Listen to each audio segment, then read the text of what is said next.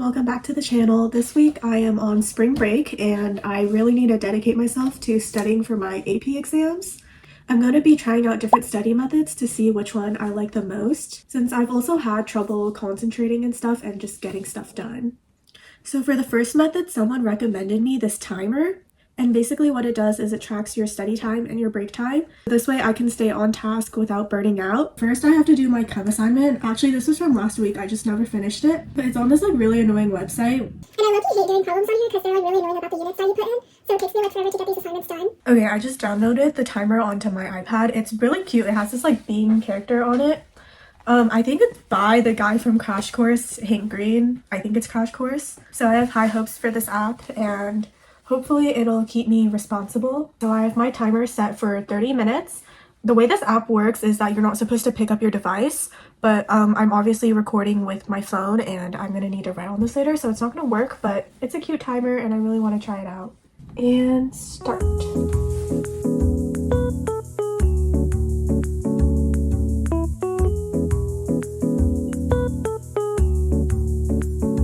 My timer just went off and I only got through like 9 questions on this, but that's okay.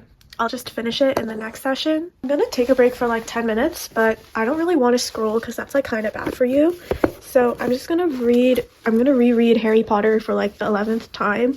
This was like my favorite book as a kid and I read it 10 times and then my dad like banned me from reading it, so I haven't read it ever since.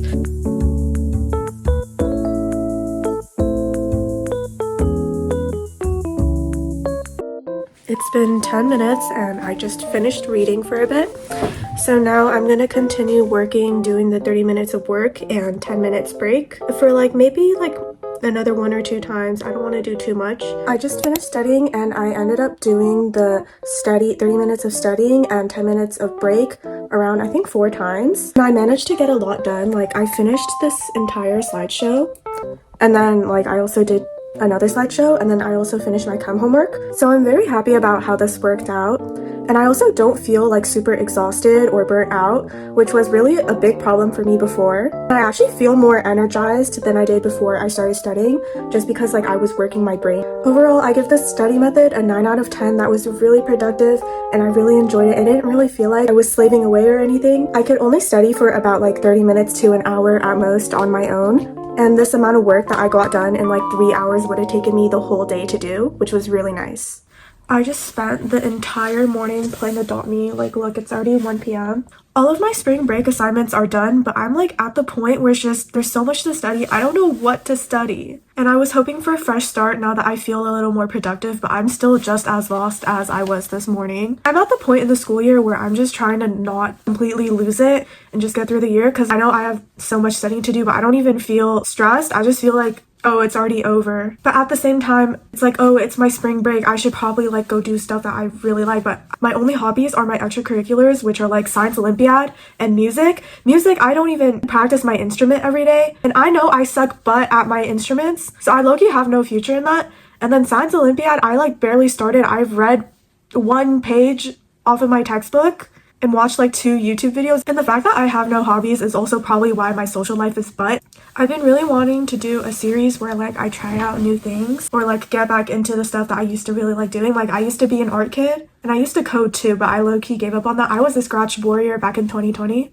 And then Roblox is technically one of those hobbies that like I got back into, but it's also a video game that I could play for like hours on end. So that's not really good for me, you know, like it's good to do things, but too much isn't good either. And this goes for pretty much everything, even if it's productive.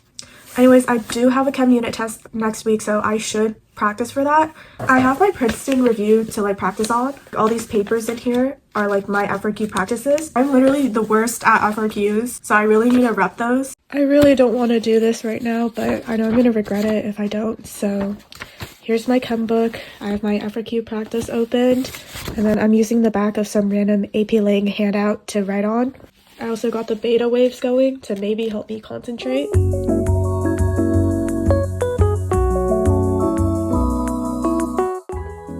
I kind of got stuck on this one problem, and right now every part of me just wants to go into my bed and scroll for the rest of the day, but I can't do that because I need to lock in. So I'm gonna try and play some music from my playlist and see if that makes me feel a little more energized. And then I'm also gonna set up the timer that I used yesterday and see if that helps me feel a little more motivated.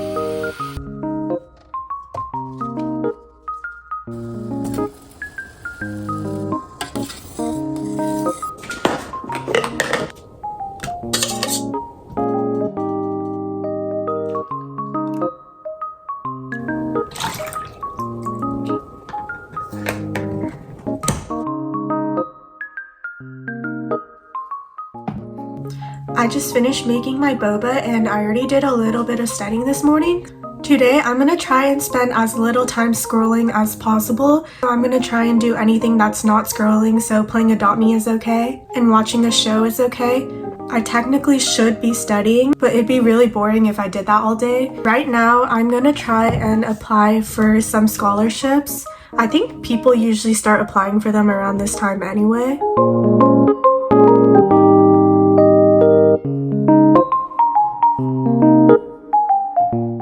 Finished applying for a few scholarships and now I'm gonna start studying again. I'm gonna put on the timer on my iPad just like I've been doing for the past 2 days because it's been helping me a lot. But today I'm gonna try the Feynman Technique. I'm not really sure how to pronounce it, but basically what you do is you just explain the concept in really simple terms and you try not to overcomplicate it like you're explaining it to a child. So as I'm reviewing, I'm just gonna try and like simplify everything. I have this random notebook that I don't use anymore, and so I'm just gonna like simplify all the concepts here. And you're supposed to do all the explanations off the top of your head after reviewing. So in a way, it's kind of like active recall, where you're trying to recall as much as possible, but also simplifying the explanations helps you understand the concept better.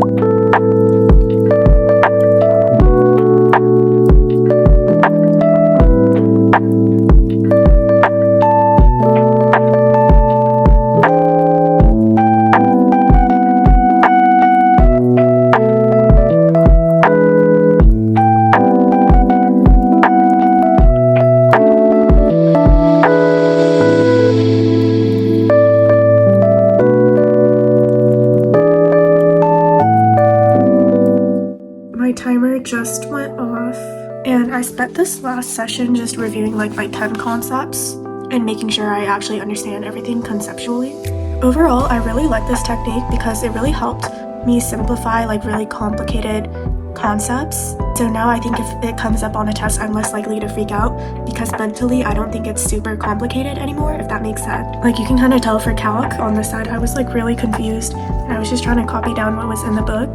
But then if you like flip to the back, I like actually understood everything and I ended up just summarizing everything in like one sentence. I do think it is a little more tedious than active recall though, just because I'm writing everything down.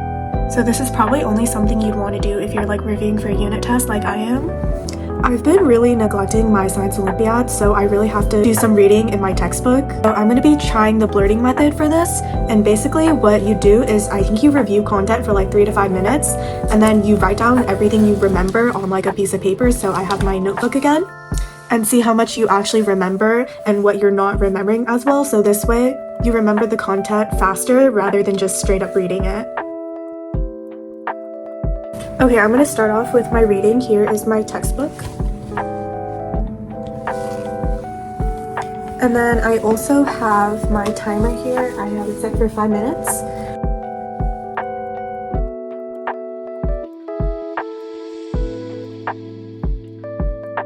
And that is time. Now I have a 1-minute timer for me to write down everything that I can remember. I feel like 1 minute isn't enough because I only wrote down like a really tiny bit. Now what I'm going to do is I'm going to take a red pen and then fill in what I'm missing here and just summarize everything that I read. Just finished studying and I read over this whole section on my textbook. I think blurting is a very good method to absorb content. Like I filled out this entire page. And it really helps test you to see what you really know and actually solidify it because you're writing things down, which helps you store it in your memory better, which I think is a great way to study, especially if you're short on time and you have a lot you need to learn. In conclusion, this is how I would rate all of these study techniques. I think the best one that you should be using is the one with the timer, because if you're like me and you have trouble getting motivated or you get exhausted very easily, I think it's a great way to motivate you to actually start studying. And the breaks are very good to prevent you from burning out. Obviously, you should adjust the time to suit your needs and how you study. Like for me, the 30 minutes of studying and 10 minutes of break works very well. But if you struggle with focusing at the very start, then I would suggest setting your studying timer to be a little longer. When it comes to actually reviewing content though, I feel like active recall is a little bit better than Feynman Method, just because it's a little more efficient since you're not writing everything down.